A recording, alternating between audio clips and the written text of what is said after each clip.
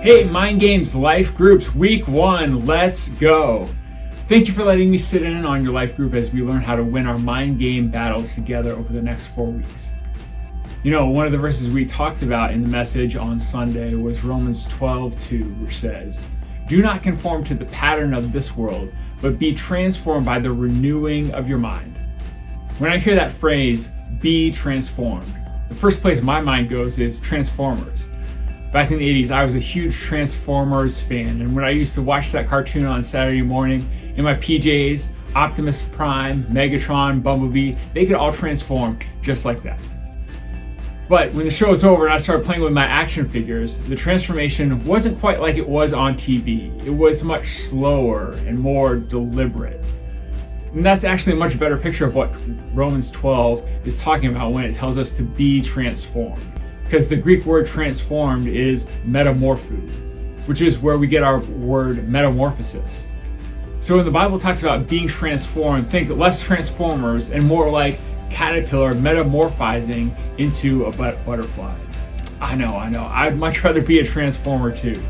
But the fact that God allows us to change over time, the fact that God has patience with us as we grow, that is a good thing for you and me. Because the truth is, change that happens fast can be undone fast. But change that happens over time is change that is here to stay. And if that's you, if you want to be transformed, that process of transformation begins by preparing your mind to be renewed. If you ignore what's going on in your thought life, then you have lost the battle before it's even started. Before we can engage in our mind game battle, first we have to survey the battlefield, because it's like we said on Sunday, you cannot defeat what you cannot define. Look what Paul says in Romans chapter 7. "I do not understand what I do. For what I want to do, I do not do, but what I hate to do. And if I do what I do not want to do, then I agree that the law is good. As it is no longer I myself who do it, but it is sin living in me. For I know that good itself does not dwell in me, that is, in my sinful nature. For I have the desire to do what is good, but I cannot carry it out." You see, Paul recognizes that sin is subtle. Sin likes to hide in toxic thinking that we have allowed to infiltrate our minds. And that means that if we're going to start this mind renewing process, we have to start by identifying the lie. This might take some time and intentionality on our part. For most of us, we don't immediately recognize the lie, because when we've believed the lie for a long time, it looks like the truth to us. Scientists call this cognitive bias. I kind of think of cognitive bias like, the mental preset buttons you have on your radio, right? When you are listening to the radio, you can use the tuner button on your radio to go at any station you want on the whole dial. But it's those preset stations that you go to first. The presets are the ones that you go to all the time. So if people picked on you when you were growing up, your mental preset buttons are most likely tuned into the thought, people are mean, people can't be trusted, people will hurt you, people will let you down. So what happens when you're texting with a friend confirming details for lunch on Saturday and all they text back is K? Where does your mind go? They don't like me, they're gonna hurt me, but not if I hurt them first.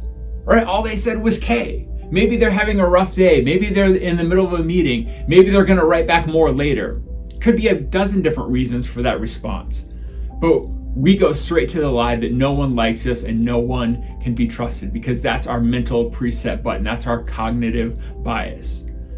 So your job in your group and throughout this week is to identify the lie. Identify what's the repetitive inner dialogue in my mind that's negative and self-defeating. I know you don't just have one, you probably have 83. And we'll get to the rest of those later. But for now, we're just going to start with one. What is the number one negative thought process that gets played in your head over and over again? And once you have it, give it time. Give it time for that metamorphosis, that transformation to take place. Because when you renew your mind, it is a process, not a moment. So when you try it out this week, maybe it goes something like this. You get stressed out at work. I don't have enough time. I'm not going to make the deadline. It's over. Instead of listening to the lie that says, I'm not good enough, I'm not smart enough, maybe instead in that moment, you choose to think, I can do all things through Christ who gives me the strength. And the usual fear and anxiety is replaced with peace and confidence. But then a few hours go by and that anxiety and fear comes back. See, I knew this would never work. Pastor Ben doesn't know what he's talking about. If that happens, actually, you are not alone. The more you think a thought, the easier it is to think. And when you think a thought, it creates a little groove in your brain that makes it easier for your mind to go there again next time. Which is why the moment you think a new thought, it feels awkward, it feels weird. It doesn't feel like you are believing the truth. It feels like you're believing a lie. Just because you don't feel like it's true doesn't mean it's not true. You are making progress even when you don't feel like you're making progress. You win the fight just by showing up to the fight. The thing that gives me the most hope when we fight these mind game battles is the Word of God. We have the Word of God on our side. And the Word of God isn't just an idea. The Word of God is a person, right? John tells us in the beginning was the Word, and the Word was with God, and the Word was God. That Word is Jesus Christ. As you go through these next 4 weeks, the best thing you can do is focus on what Jesus Christ says is true about you. And Jesus thinks that you are pretty awesome. Jesus thinks that you are worth dying for. Well, enough of me talking. I'm going to turn it over to your group leaders now and let you have a chance to talk about how this is hitting home for you.